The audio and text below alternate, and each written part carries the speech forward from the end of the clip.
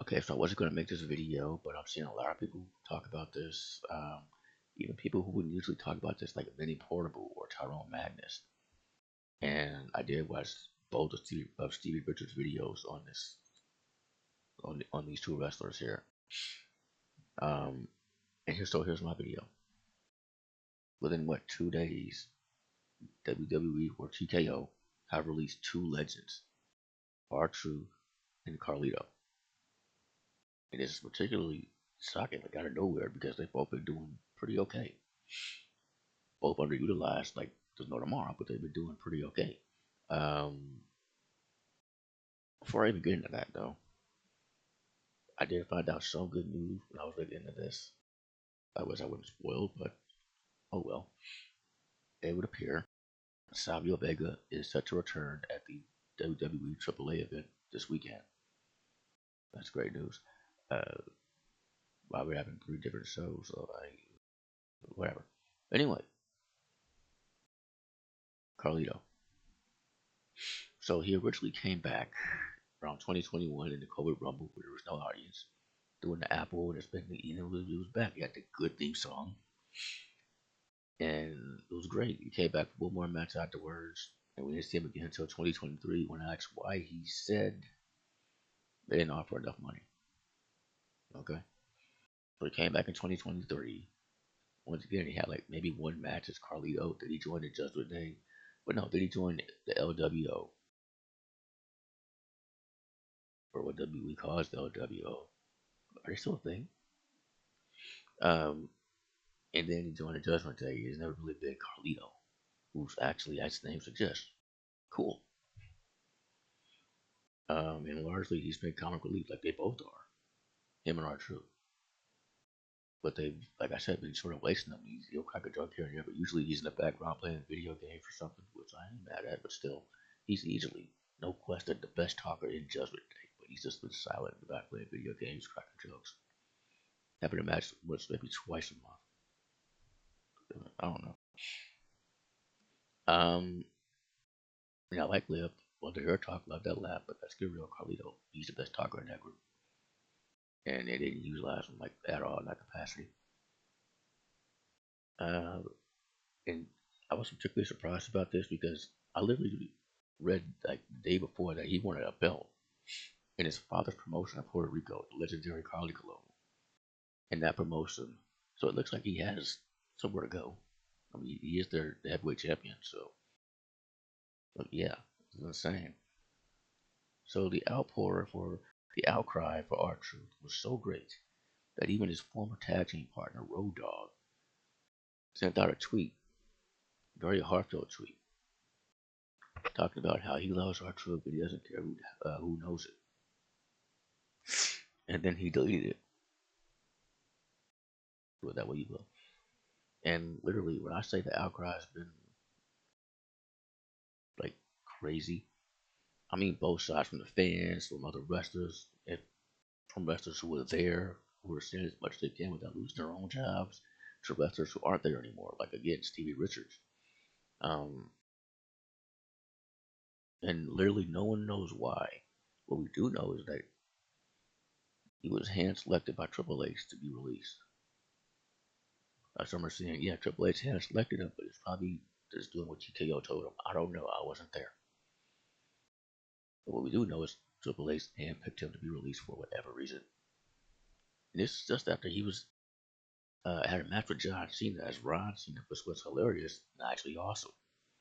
And before that, the night before, he cut a good promo, a real good promo that almost reminded me of when he was Ron and Truth Killings at TNA. Like, yeah. And then this past weekend on SmackDown, he cut a promo against Jeff Cobb, JC Machayo, whatever they're calling him. And then they had a match. It was surprisingly good. They thought Troop was getting the push again, but no. Um, and he got so over because he's so funny. This is a very good and a very bad thing. Very good because again, the outcry is so great, but very bad thing because he greatly plays down his intellect. But he's actually a smart dude if you see him like not on WWE TV. Like, wrestlers talk about him. He used to do what they go to for like advice and stuff, not just in wrestling. Like I remember it was this tag team. Maybe it was FTR. I don't know. They were there. There was this tag team talking to him, and one of them just became a father. One of them was about to, and they were talking to him, and he was giving them like some real good advice. And he didn't speak at all like he does on WWE.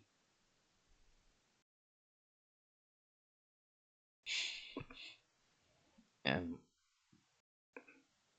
that's why I always have this image in the back of my mind. Whenever you see his intellect, you forget he has intellect, I guess, of this. Like, yeah, he's funny.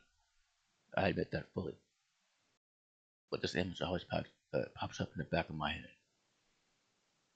They had him dressed like that. I remember they were in Gettysburg. Yeah. And you know how they'll like show a landmark or wherever they're at? Like if they're in Texas, they'll show the Selena statue. The Selena statue. But they showed a statue of somebody else. And they had true march surrounded with that sword, dressed like that, in Gettysburg. An image I never forgot.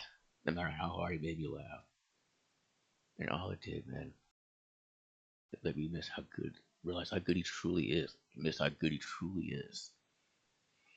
Again, he's not good work. But this is an image that just stays in my mind. Now, Mini Portable, I agree with what she said. Like, there's people are saying, well, maybe make it a Legends deal. Maybe go to AEW. And Mini Portable was like, maybe he shouldn't take the Legends deal. And I agree with that. As far as the AEW thing, they already have a giant roster of wrestlers they don't use. Like, I just found out when I was working on this that Camille apparently has heat with Tony Khan. I didn't know anything about that. I was waiting for her versus Megan Bain. But yeah, no. See, what I would like our truth to do is to go back to where he made history. TNA. Just look at that. Look at that. Look at the difference here in his expression. Look at that. In TNA, he was something else. He was so vicious on the mic, and he was, well, he's still good in the ring, but my goodness, as a heel, and I understand Tommy Dreamer has already set them an offer, so time will tell on that. Like, I don't know. That's where I would like to see him at. Ron the Truth Killings make a return. Like, yeah. Like, he's the only dude that I think of that turned heel. It isn't WWE. That turned heel via smoking a cigarette. Yeah. Like, I still remember the kids shouting, "Don't do it, Truth." And he lit it up, and he was so pissed off. That was like the closest he came to that big WWE championship. He had the belt. We were talking about he was going to be a fighting champion, and he lost the opportunity of the belt. I don't remember, but I remember him lighting that cigarette and turning heel and having a pretty okay run. Wasn't as good as this year in TNA, but it was pretty good. Like some of his best mic work in WWE when he was a heel. Yeah, I'd love to see that again in TNA. I believe that's his best bet. That's what he should do. Let's pull an Indy Hartwell, get fired from WWE, but go to TNA, who has a deal with WWE. Yeah. Um. Yeah, that's my take on all this. And I would have worn my John Cena shirt in yo, but I couldn't find him. And during the laundry, so I wore AJ Styles because he did good in TNA, like our troop did. So yeah. And once again, like I said, he made history. The first black NWA champion, which is saying a lot, a whole lot. First black NWA champion, as you see there. This is like some years later. You can tell me. Anyway, that's all I have. Some say he might focus on his music. He's never stopped making music. That's definitely he's still releasing music.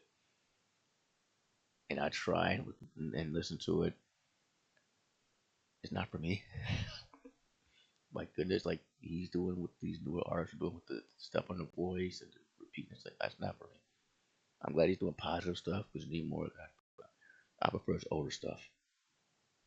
Yeah. Anyway, thank you for watching.